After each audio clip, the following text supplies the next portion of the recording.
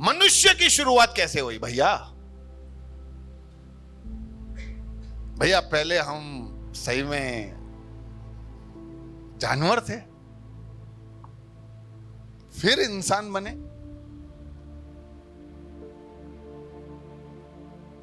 अभी पिछले दिनों में ही मैं एक शिक्षक से ऐसा सवाल पूछा कि वो हमारी शिक्षक बायोलॉजी की थी, तो उनको ये सब पहले से ही यही पढ़ाते हैं। मैंने बोला आप ये सब पढ़ाते हो, आपको सही में लगता है कि इंसान जानवर से आया है? बोला अभी लिखा है तो ऐसा होगा ही। मैंने बोला अभी फिर वापस अभी जानवर इंसान क्यों नहीं बन रहा है? बोला वो तो नहीं पता है। मैंने बोला इंसान को भी हजारों साल तो हो गए यार, 5-6 हजार साल हो गए इंसान को आए, अभी तक इतने सारे सालों में कभी थोड़ा तो जानवर इंसान बने? कोई जानवर को ऐसे लड़ते देखा है दूसरे जानवर से? खबरदार जो मेरी बीवी के बाजू में आए तो कोई जानवर ऐसा लड़ा देखा आपने किसी ने? नहीं।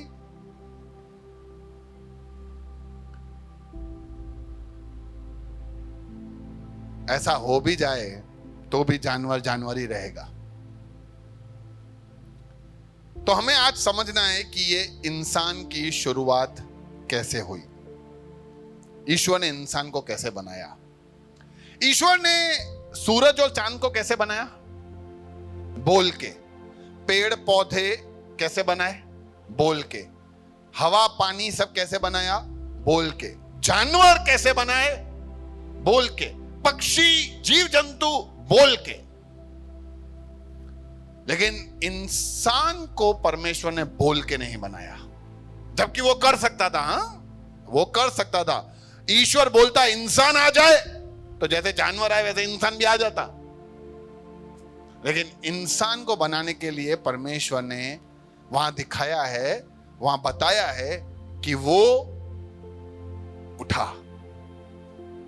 और उसने उसको अपने हाथों से रचा। इंसान का सृष्टि बड़ा ही अद्भुत है। पड़ोसी को देखो, बोलो तुम बड़े अद्भुत हो। तुम्हें बड़े मेहनत के साथ बनाया गया है, बड़े मेहनत के साथ।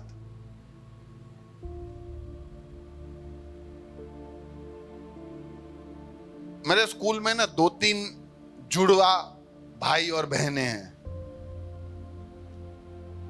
और इतने जुड़वा है कि किसी को भी वो टोपी पहना सकते हैं।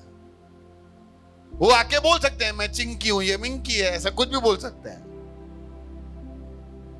मैं श्याम हूं, ये घनश्याम है, सब बोल सकते हैं और हम सब मान भी ले, क्योंकि दोनों हूबहू एक जैसे दिखते हैं। इंसान की आंखें आराम से धोखा खा जाएगी कौन कौन है, लेकिन फिर भी ईश्वर ने दोनों को अलग बनाया है।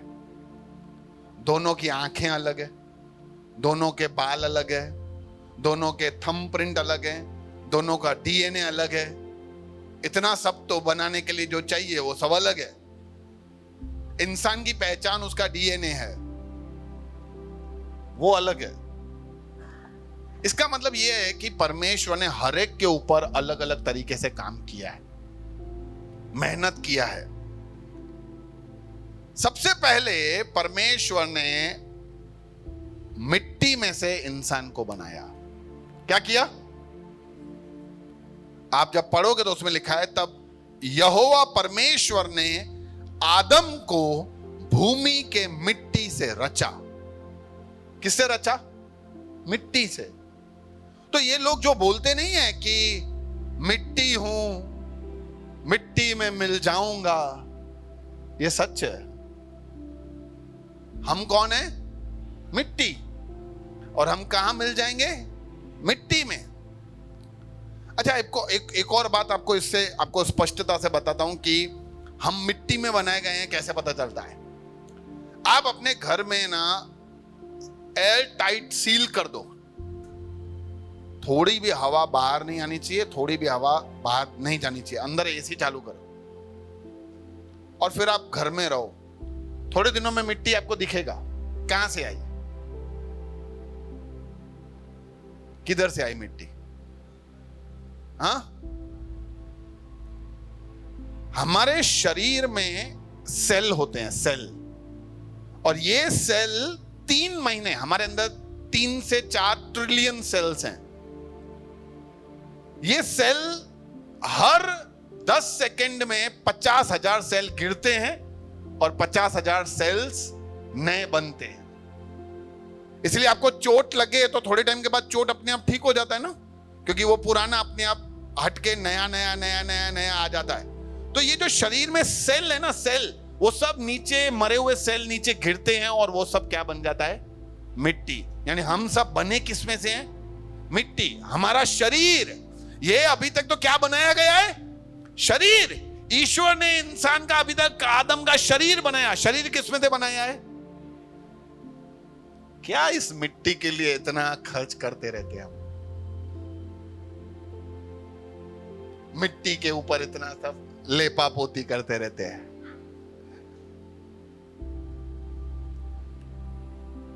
मिट्टी को क्या इतना खूबसूरत दिखाने का?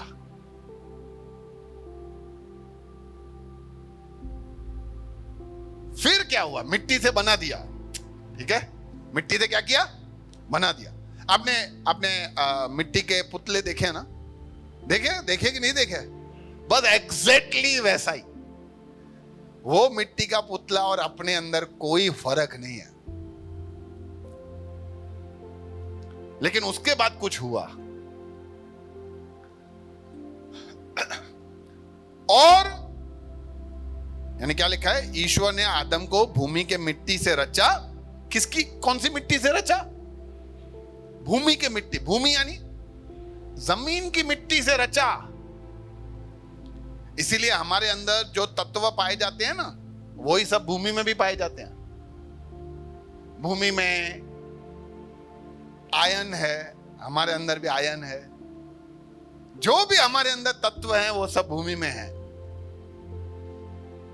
और उसके नथनों में जीवन का श्वास फूंक दिया। कौन सा श्वास? खाली लिखते कि श्वास फूंक दिया तो चलता नहीं चलता। जीवन का श्वास का मतलब है आत्मा। सब बोलो आत्मा। हम मिट्टी में से बनाए गए थे, फिर प्रभु ने आत्मा फूंका, और जैसे ही आत्मा फूंका, क्या लिखा है? आदम जीवित प्राणी हो गया। अरे यूं उठ्यो, हा छा थो साईं तव्हां केरु? मां ईश्वर। अभी पता नहीं, देखो ये सब सवाल के जवाब मेरे को नहीं पता है, मैं ऊपर जाके पूछूंगा। प्रभु आदम जब खड़ा हुआ तो क्या पूछा था? आदम से ही पूछूंगा, कैसा लगा था जब तू पैदा हुआ था?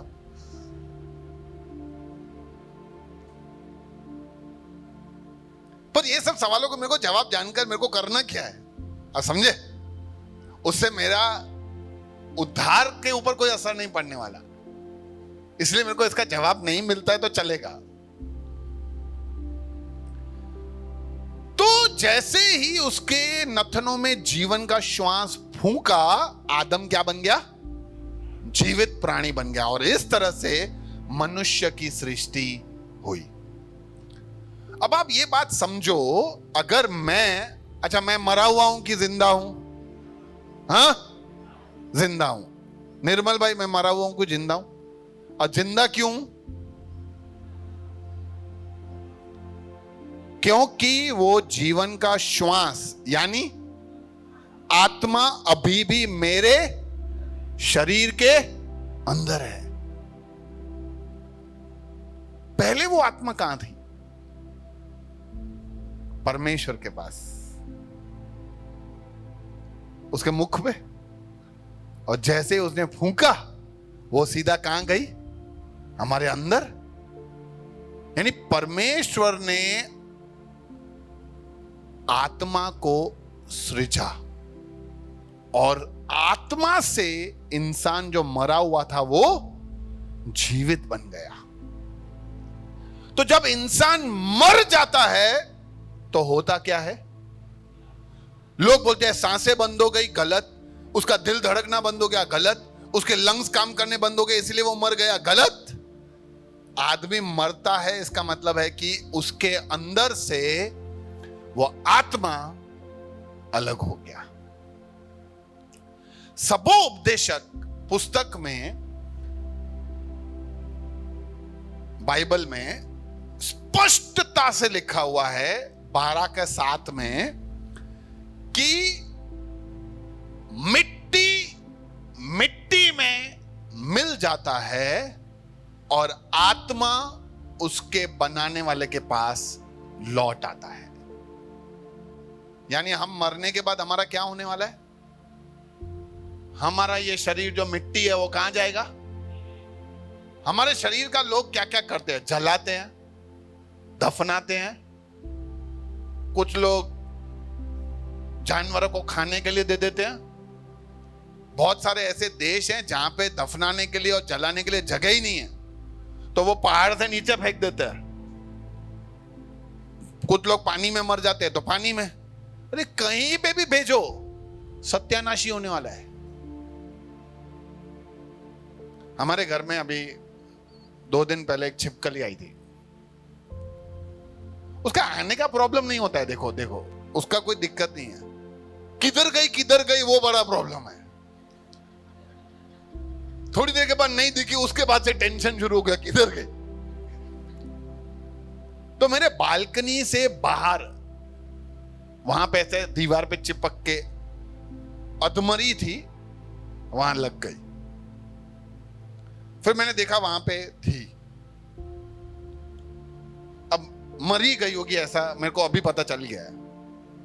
फिर अगले दिन मैंने सुबह जाके देखा क्या हुआ छिपकली का। तो मैंने देखा ना, तो ऊपर से उसका आधा शरीर खाली हो गया था, अंदर की हड्डी दिख रही थी, नीचे का दिख रहा था सब, ऊपर से यूं खड्डा हो गया था, समझो इधर से सारा खड्डा, अब ये सब अंदर की हड्डी दिख रही। फिर आज सुबह देखा तो खाली हड्डी थी। यानी ये जो सारा शरीर था, जानवरों का भी शरीर कैसे बनाया गया है? मिट्टी से। लेकिन इंसान और जानवर में सबसे बड़ा फर्क ही ये है कि जानवर में सिर्फ शरीर है, इंसान के पास आत्मा है। जानवरों को प्रभु ने बनाया तुम बन जाओ, इंसानों के अंदर परमेश्वर ने आत्मा डाली है। इसीलिए इंसान अद्भुत है। इस तरह से इंसान की सृष्टि हुई है।